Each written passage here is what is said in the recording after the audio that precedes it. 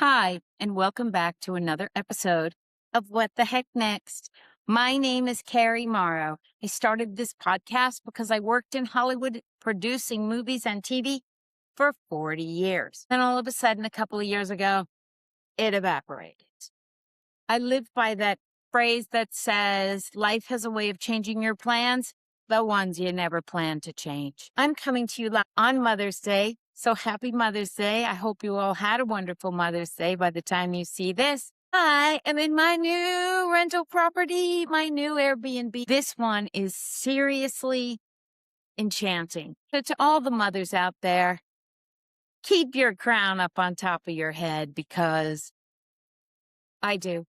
I'm in a palace right now. I'm the luckiest girl. I swear I have hit the lottery. Let's get into what's going on in my life this week as a former producer because things are kind of cooking up. I keep wishing and things keep showing up. So let's get into it.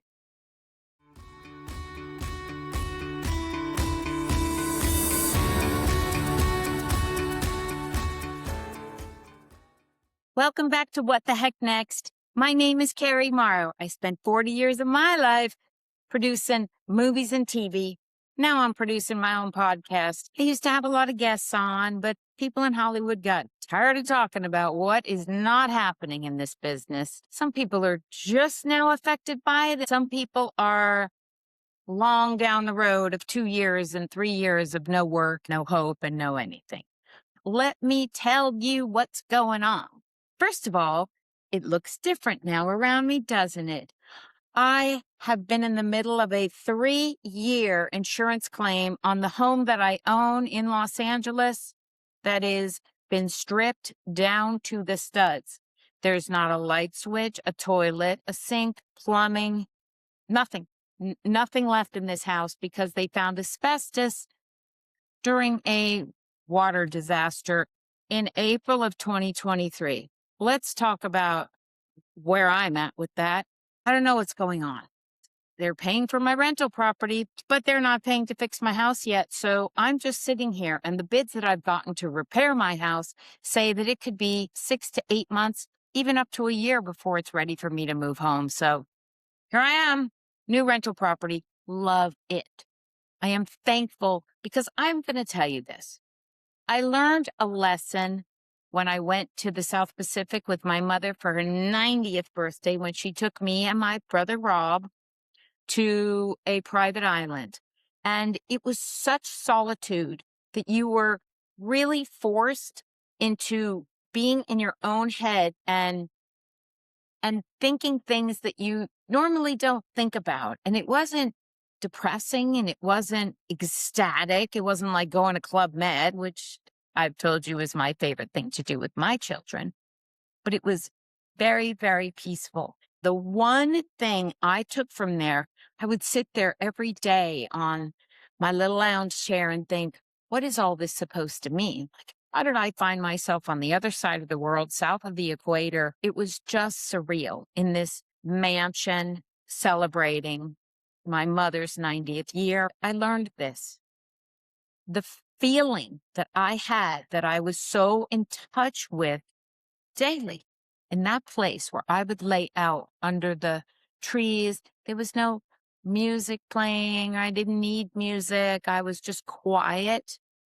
The lesson I took with me back home was I'm always supposed to be happy and peaceful where I am in the moment where I am. That's not like overflowing crazy happiness, but it's definitely we are allowed to have peace in our heart and in our lives, in our day, where everything is okay and we don't really have to do anything to make that happen.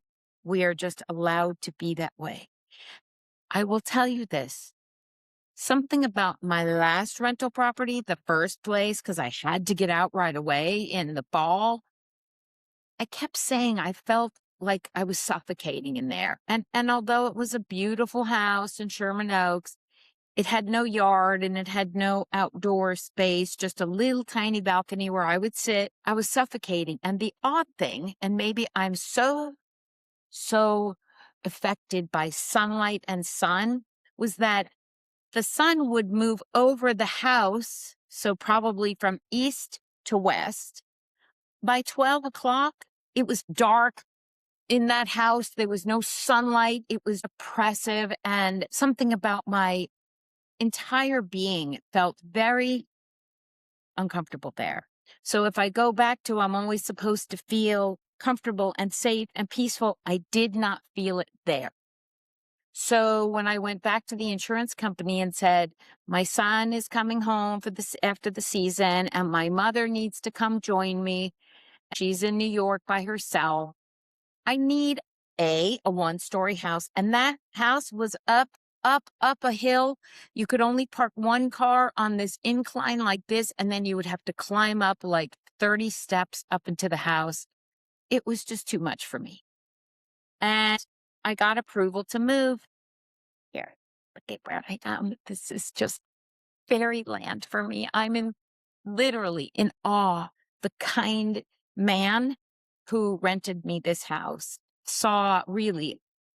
looked past everything and just said, she's a good person. She will take good care of my place. I'm so grateful. That's one thing I can say. I will say this. I was shocked as I'm leaving the other property. I am an amazing Airbnb guest. I stay, I am immaculately clean. I restore it back to its original and sometimes even better, because I will tell you, some Airbnbs come nasty. For example, the house that I rented in Sherman Oaks, when I got there, I took photos and said to the woman, there is black mold in the fridge. The stove is dirty. The oven is dirty. The house is dirty. It was not a really well cleaned. Want to talk about this? Under the couch where I was vacuuming, there was a container of guacamole when I got there. Okay. It was not very clean. So here I am checking out of this house. You are not going to believe this. I get a text message from her thanking me very much for being a wonderful guest, but please be aware. I need you to wash all the bedding, all the linens, all the towels, all of the area rugs. Are you kidding me? And she's charging me a cleaning fee. She wanted me to literally wash and dry her entire contents of a 3-bedroom house, really a 2-bedroom and an office, and place everything on the beds where they came from, and wash blankets and sheets and towels and bedding. And no. Here's the answer. No. Now, I'm quite sure she's feeling the burn from losing thousands of dollars a month. I was so upset that I wrote her back and I said, this is crazy.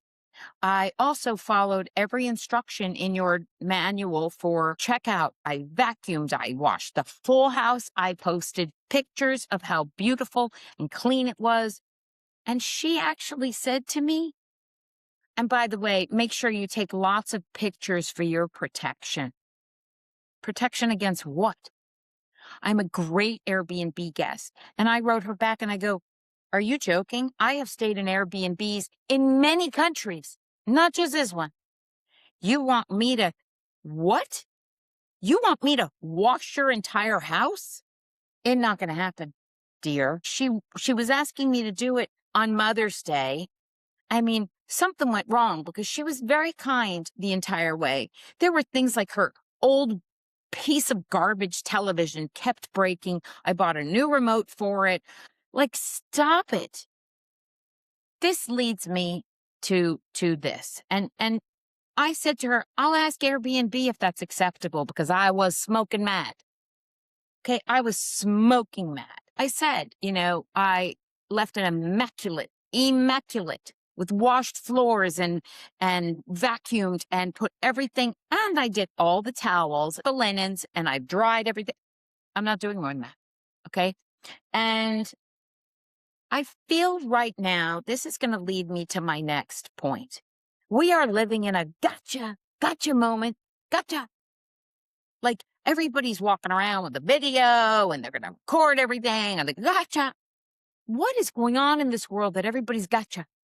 I was walking Miss Shia down the street the other day at the old house before we moved. It's Ventura Boulevard. So there's 2 lanes in one direction and 2 lanes in another, and there's a turning lane in the middle. So it's almost like 5 lanes deep. Somebody was slowing down to pull into a parking space, a parallel parking against the curb.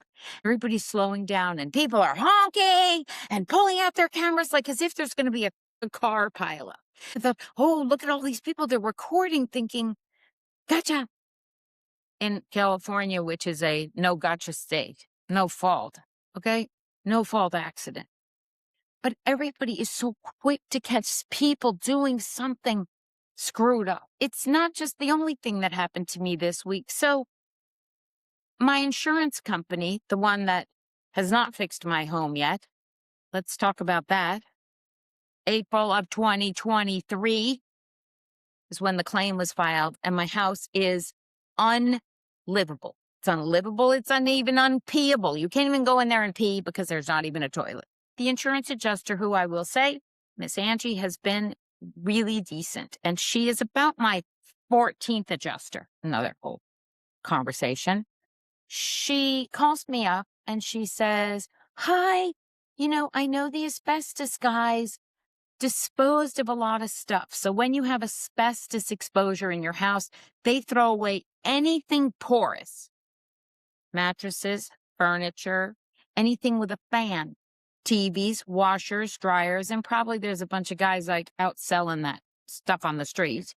Dishwasher, microwave, televisions, treadmill, anything with a fan or a belt in it that could take in asbestos, out the door, in the garbage it goes, as they say in Spanish, basura.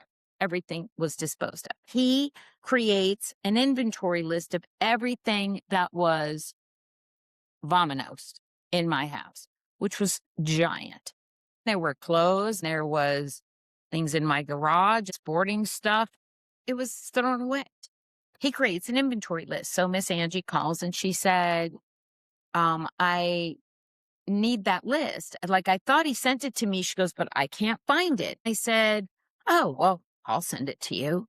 And she goes, and I have another question. Here comes, gotcha. She goes, I need to understand how you are putting things in storage, because in my driveway, I have 2 16-foot pods filled to the ceiling with boxes and boxes. What's in those things? Photo albums, my business records for 10 years, some clothing that, ski clothes and snowboards and things that were not exposed because they were already stored in my garage. Dishes, pots, pans, lamps, just stuff that was not in need of disposal. In her line of questioning, she's asking me, I don't understand. If you are asking us to pay for storage, then what did you dispose of? Gotcha. Okay, I am not stealing from you. I am not ripping you off. My stuff is stored that was not disposed of. I have lived in that house 35 years. So baby clothes, all kinds of stuff that you save. My kids' artwork, the silly crap that you save. I'm not a hoarder. Also, my kids' stuff, my son's stuff, hockey jerseys, just stuff that was left behind. Okay. So gotcha.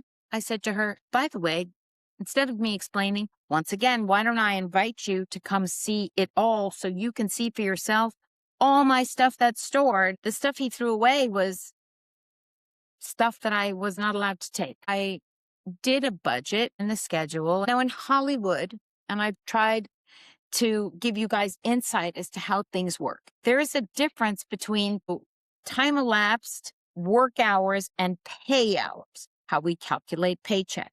So in Hollywood, it's very standard, those of you who were wondering if I should get into Hollywood. A 16-hour day, a 14-hour day, a 12-hour day. Standard practice, standard, that's what we shoot, 12 hours minimum.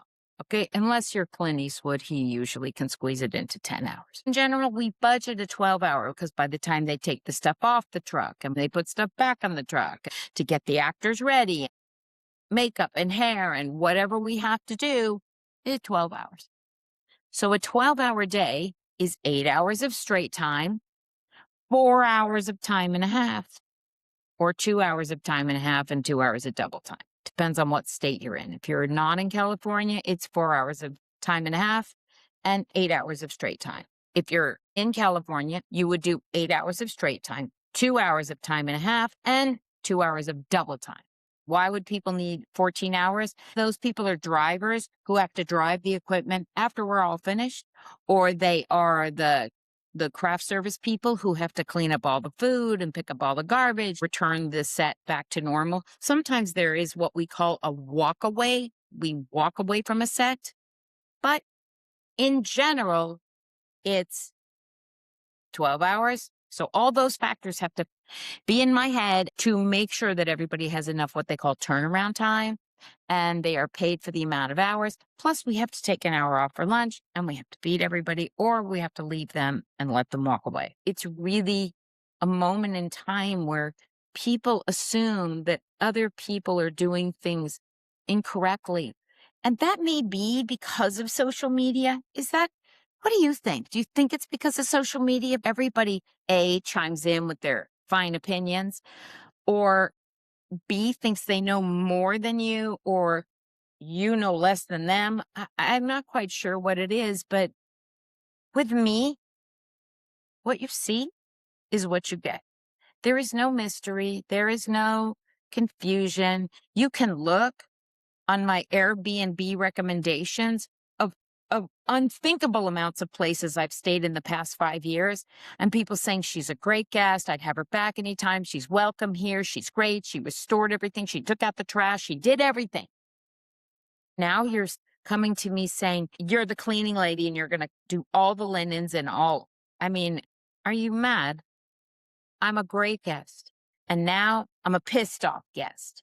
And you need a recommendation from me to get people to stay at your house. And I can't find the words how mad I am. I hope by the time I have to write a review, I have kinder words coming out of my fingertips for my review that I have to give them because I'm pretty caught off guard. On the better note, besides my fabulous rental home, I got called by my agent. She's putting me up for a job. Every few months, she pops up and she's like, oh, I'm going to put you up for this job, whether I get it or not. All I can tell you is A, that means there's some work out there. B, she's thinking of me. C, I'm a candidate. And D, that my wishes are coming true. So last night, the first night in this home, I stood out and look at this beautiful panorama of the view from the backyard of this home. I threw my hands up and I say my prayers to the stars. Please, starlight, star bright. I told you, hockey, home, and higher. And guess what? A shooting star! A shooting star right over my head. A long one came flying and I went, my prayers are coming true. I'm getting called by my agent. I just did this budget. I am going to get work when the whole world thinks it no work. I'm going to get it. And it's going to come to me. And I am wishing for it more than ever. I'm so impressed with the power of my positive thinking. It feels good to see evidence, to think that after 4 years of no work in Hollywood, that somebody's thinking of me. I got that budget that I did. I got paid for it. So thank you. Just things are coming. I'm wishing for them and they're recognizing me. The universe is not forgetting me. And that's why I'm not ready to retire because I'm still present. And I have to say, I am so grateful for the good energy that I'm putting out there. It's hard for me to listen to couple of my dear friends, they are so unhappy. They are so frustrated. My friend who took a job at Nordstrom's Rack, she's like, I can't believe what I'm getting paid. Like, this is just awful. Somebody once said to me a long time ago, what if this is as good as it gets? Now, you can keep wishing for better. That's not a bad thing. But what if it's as good as it gets? You'll look at it through a different lens. Like, going back to what I started with, when I was at that island, it was pin drop quiet. In my mind, on the island, there was no entertainment. We just stayed in that house. Couple little things to do, massages mostly, and meditations, just quiet time with our minds. That was the message. What if this was as good as it got, which is just being alone in your head and your mind in your quiet time? Let me tell you, ask yourself that every day and come back to me and tell me, what if this is as good as it gets? That is the message for this week. My friends who are heartbroken and worried about work, not sure. And one of my friends works quite often, but for literally not the money that we all ever made before. We all made a lot of money. We lived really nice. I will say this about money. Money does buy happiness. I may be the only one out there saying it. It doesn't necessarily buy good health. You hope that it helps a little bit. It doesn't buy friendships, but money buys happiness. Money buys choices. Money buys options. Money buys the ability to create something that makes you happy. The point is that my journey in Hollywood was to make money. People used to say to me, did you go to school to be a producer? No, did not go to school to be a producer. I went to school to make money. When I got to Hollywood, that's what I did. I'm making money. How much you going to pay me? How much? How much? How much? How much you going to pay me? That was the lesson. When the money stopped, I didn't feel like I lost my identity. It was just, I have to figure out what to do when I'm not making money. I learned to be peaceful with the money I had made. Know that it did buy me happiness. It did. It pays for my children. It pays for my life. It pays for the things that I needed to bring me the peace that I seek out, because I am allowed to be peaceful. I am allowed to have tranquility. I don't have to be crazy, pleasing everybody, which I spent my life doing. I just have to be me. My name is Carrie Morrow. We talk about all different kinds of things with a sprinkle of Hollywood in there. And hopefully soon I'll be able to take you to the set with me, because that would be a dream come true. And by the way, I'm wishing for that. This is my podcast, What the Heck Next? It's for people who are looking around life and don't recognize it. Life has a way of changing our plans, the ones we didn't plan to change. But you know what? It's okay. We are healthy and happy and peaceful and grateful. This was a really great Mother's Day. My children celebrated me. I celebrated my mother, who will be coming to California. Most love to all the queens, the mothers. Even if you're the mother of a pet, happy Mother's Day. Happy blessings. Every day is a Mother's Day. We are blessed. We are lucky. We are loved. We are queens. Always remember, watch, like, follow, subscribe, tune in every week, and watch my posts every day. YouTube, LinkedIn, Spotify, Apple, Instagram, TikTok, wherever you get your social media. Please join me again. Because you know what happens? Great things happen when we shoot the puck. I'm bringing it, and I hope you are too. Signing off from Carrie Morrow in her new rental house. Lots of love.